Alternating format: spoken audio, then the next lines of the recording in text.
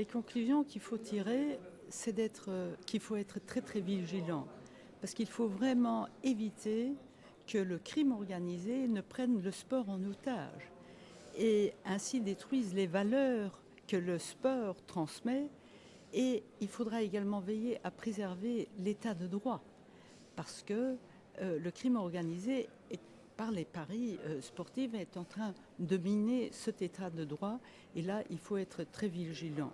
Donc, c'est d'abord de sensibiliser les gens, mais ensuite, les conclusions, c'est d'en arriver à une convention qui serait ouverte à tous les pays, parce qu'il faudra travailler ensemble, les pays, mais également les organisations sportives et les opérateurs de paris, car ce n'est qu'ensemble qu'on pourra résoudre le problème. Donc les conclusions, c'est une convention ouverte également à d'autres pays, et il faudra collaborer avec l'ONU, parce qu'il ne s'agit pas uniquement d'un problème européen, mais d'un problème mondial. Quelles mesures à prendre vous suggérez, par exemple, dans le contexte de la Coupe d'Europe qui va commencer d'ici à quelques semaines?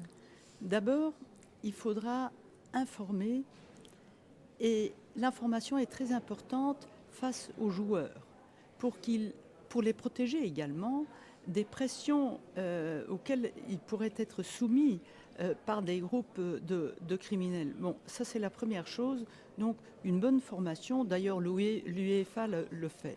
Puis un bon système de détection grâce à la collaboration des opérateurs de paris pour voir s'il y a des anomalies. Et ça doit se faire ensemble avec les instances étatiques, le mouvement sportif, ici en l'occurrence l'UEFA, et de nouveau les opérateurs de paris.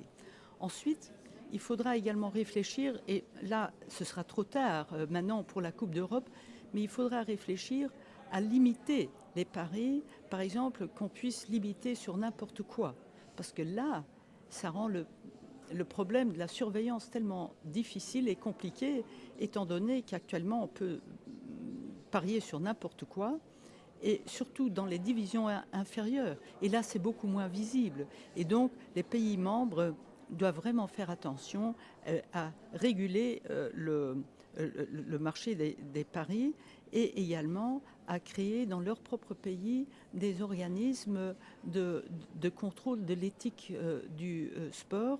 Mais ce n'est qu'ensemble qu'on va réussir à le faire.